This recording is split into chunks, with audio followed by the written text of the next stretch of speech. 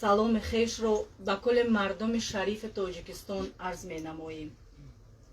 дар чунин рӯзгори ноором ва басо пурхатар мехостем ба гӯши ҳар як ҳамватан дар бораи вазъи нооромии Бадахшон суханони ҳақиқатро бирасонем. на танҳо мо тоҷикистониён аз авзои нооромии Бадахшон нигарон ҳастем, балки ҷомеаи ҷаҳонӣ аз вазъи дар ватан ба вуқӯъ пайваста низ нигарон аст. сабабгори ин ҳама нооромиҳо густариш ёфтани фасод аз ҷониби баъзе мансабдорони кишвар мебошад. хусусан фасод бисёртар аз тарафи кормандони мақомоти ҳифзи ҳуқуқи мамлакат ба чашм мерасад. барои мисол Маҳмадов Абиб ки намояндаи вазорати корҳои дохилӣ буд ва Абутасаттор Абризода ки намояндаи прокуратураи генералӣ буд, бо ришваситонӣ ва қаллобии худ сабаби нооромии авзои Бадахшон дониста мешаванд. пас аз солҳои 2012 дар Бадахшон аксарияти кормандони мақомоти ҳифзи ҳуқуқ роҳи фасодро пеша мегирифтанд. ба ҳар роҳу восита аз шаҳрвандони оддӣ ришва меистоданд. мардуми оддӣ борҳо аз чунин рафтори номатлуби кормандони ҳифзи ҳуқуқ ба худи мақомоти дахлидори ҳуқуқ шикоят мекард, вале натиҷа набуд. баъдан мардуми оддӣ маҷбур шуданд ки дар назди фаъолони ҷомеаи шаҳрвандӣ арзу шикояти худро изҳор доранд. Муҳаммад Боқир Муҳаммадбоқиров аз қабили он афроди адолатпарвари ҷомеаи шаҳрвандӣ аст ки ҳамеша бо дуди ашхоси мазлум мерасад. ӯ намегузорад ки беқонунӣ дар қаламрави шаҳри Хӯрӯғ авҷ гирад. эътирофи қонун барояш дар ҳама ҷо муҳим дониста мешуд. дар минбарҳо камбудӣ ва нуқси кормандони давлативу ғайридавлатиро ошкор баён менамуд. аз ҳамин сабаб миёни халқи оддӣ маҳбубияти хосро соҳиб гардид.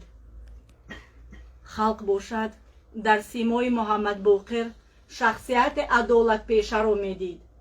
ҳар мушкилӣ ва фишореро ки мақомоти ҳифзи ҳуқуқ болои мардуми эҷод мекарданд, Муҳаммад Боқир Муҳаммадбоқиров даррав роҳи масъаларо дар миён мегузошт ва роҳи ҳалли қонунии он аз мақомот талаб мекард. ҳамеша тарафдори қонун буд. ҳаққи худ ва дигаронро аз ҳукумат рӯи рост талаб мекард. чунин ҳуқуқпарастӣ ва адолатпешагии Муҳаммад Боқир албатта барои мансабдорони фасодпеша манфиатовар набуд, зеро ӯ ҳамеша аз вазифадорон софдилӣ ва поквиҷдон буданро талаб мекард. ӯ мардумро мудом ташвиқ менамуд то ин ки ба ягон корманди ҳифзи ҳуқуқ ришва набояд дода шавад, зеро ришваситонӣ ва ришва додан худ ҷиноят аст. чун кормандони ҳифзи ҳуқуқ дар Бадахшон натавонистанд ки бо роҳи ғайриқонунӣ пул кор кунанд, дар охир ба хулосае омаданд ки бояд Муҳаммад Боқирро аз байн баранд, зеро ӯ ҳамеша садди роҳи пулкоркунии ғайриқонунӣ онҳо мешуд.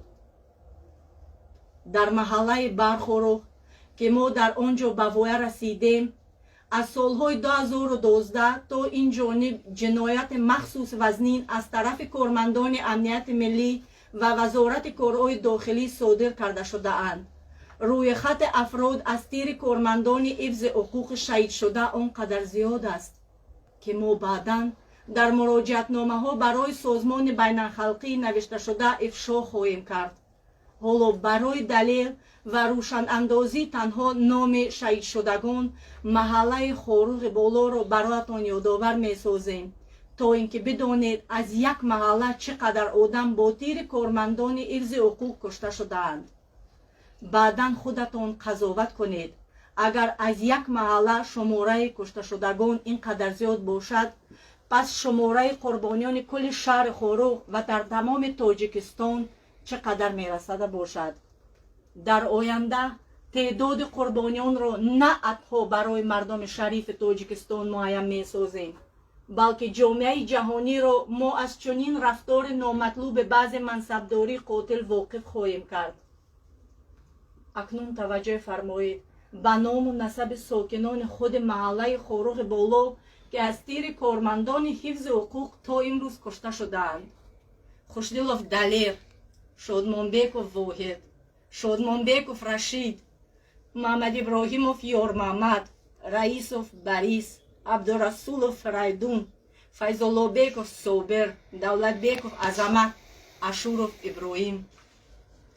бар зами амаи ин одамкушӣ ва фасод мақомоти дахлидори давлатӣ боз мехоҳанд вазъиятро нооромтар гардонанд. имрӯзҳо вазорати корҳои дохилӣ ва кумитаи амнияти миллӣ тасмим гирифтанд ки Муҳаммад Боқировро бидуни ҳеҷ гуноҳи вазнин дастгир намуда зиндонӣ конанд. бо тӯҳматҳои беасоси раиси кумитаи маорифи вилояти Лутфулло Наврӯзов мақомоти дахлидор қасд доранд ки Муҳаммад Боқирро низ ё зиндонӣ конанд ва ё ба шаҳодат расонанд. вале мо то вопасин нафас кӯшиш мекунем ки барномаҳои ивғоангези телевизионӣ Бадахшонро ба тамоми ахбороти дурӯғинашон дар чашми ҷаҳониён муаррифӣ созем, то ин ки ҷомеаи ҷаҳонӣ ва созмонҳои бонуфузи олам аз чунин аъмоли ғайрибашарӣ чунин ҳукуматдорон зулмпеша бохабар гарданд.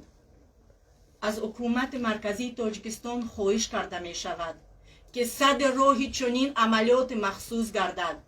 агар чунин амалиёти махсус аз тарафи мақомоти дахлидори давлатӣ дар Бадахшон ба воқеъ пайванданд, он гоҳ натиҷааш ҷуз пушаймонӣ ва шармандагии ҳукумат дар назди ҷомеаи ҷаҳонӣ чизе нахоҳад буд. дар таърихи давлатдории Тоҷикистони соҳибистиқлол номи саркардагони ин амалиёт сазовори лаънат хоҳад буд. ҳанӯз ам дер нашудааст. бузургон гуфтаанд илоҷи воқеа пеш аз вуқӯъ. дар интиҳои муроҷиатнома суханро бо абёти устод Абу Абдуллои Рудакӣ хотима мебахшам. он бузургвор яке аз ғалиёташро ба чунин байтҳо оғоз мекунад: чун теғ ба даст орӣ мардум натавон кушт, наздики худованд бадӣ нест фаромӯш. вале дар интиҳои ғазали мазкур бошад чунин фармудааст: ангушт накун ранҷа ба дар кӯфтани кас, то кас накунад ранҷа ба дар кӯфтани мушт. худованди осмон замин ёру мададгор буд.